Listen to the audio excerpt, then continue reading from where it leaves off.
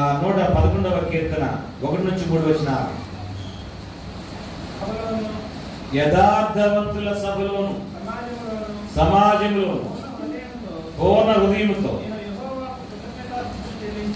నేను యెహోవాకు కృతజ్ఞతాస్తుతులు చెల్లించెదను. యెహోవా క్రియలు గొప్పవి, వాటి యందు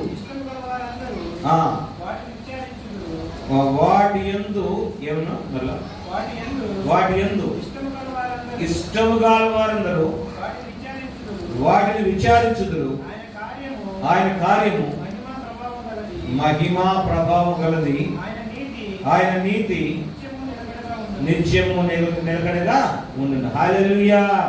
చూడండి ఎంత గంభీర. తెలుగులో చదువుకున్నప్పుడు మనకి మామూలుగా మామూలు పదాలు ఏమో అన్నట్టుగా ఉంటుంది, కానీ చూడండి, యెహోవాను స్తుతించుడి, యథార్థవంతుల సభలోను సమాజంలోను పూర్ణ హృదయంతో నేను యెహోవాకు కృతజ్ఞతాస్తుతులు చెల్లిస్తున్నాను అని చెప్తున్నా. మీరు స్తుతించండి.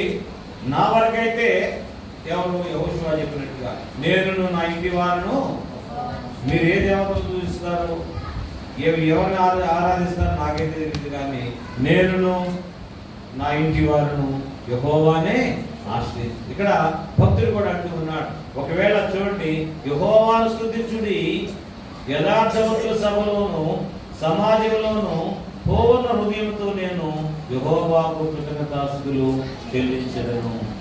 యెహోవా క్రియలు గొప్పవి, వాటి యందు ఇష్టము గలవారు అందరూ వాటిని విచారించు. యెహోవా క్రియలు గొప్పవి, ఆయన గొప్ప కార్యములు చేయగల సమర్థుడు. విచారించుకో, ఎంక్వైరీ చేయి. పాత నిబంధనలోకి వెళ్ళి ఎంక్వైరీ చేయి, మొత్తం చదువు. ఆయన తన ప్రజల పట్ల ఎంత ప్రణాళికను కలిగి ఉన్నాడు, ఎంత శ్రద్ధ కలిగి ఉన్నాడో మనకు తెలుస్తుంది.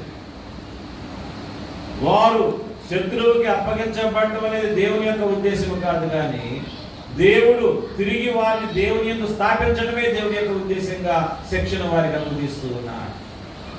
ఎర్ర సముద్రమును దాటించి ఉన్నారు.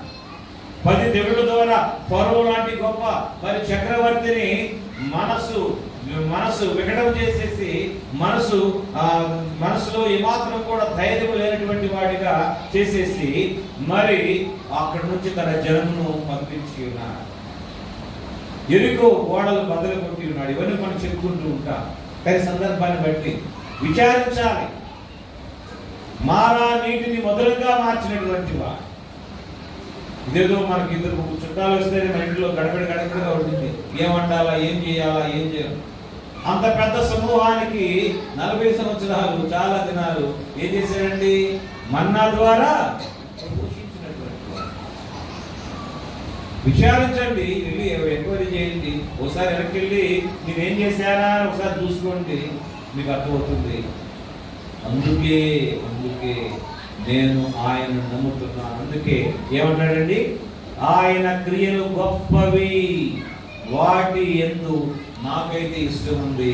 ఒకవేళ మీరు ఇంకా గ్రహించలేకపోతే ఒకసారి వెనక్కి వెళ్ళి వారిని ఎంక్వైరీ చేయండి. నిజంగా దేవుడు గొప్పవాడేనంటావా, మనం నడిపించాడంటారా, ఆయన అంత సమర్థుడంటారా? విచారించండి. ఇంకేమంటాడు చూడండి, యెహోవా క్రియలు గొప్పవి, వాటి యందు ఇష్టము గల వారందరూ వాటిని విచారించుదురు.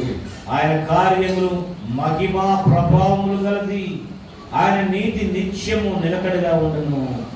ఆయన కార్యములు ఇలాంటివండి, మహిమా ప్రభావములు, శక్తివంతమైనటువంటి కార్యం.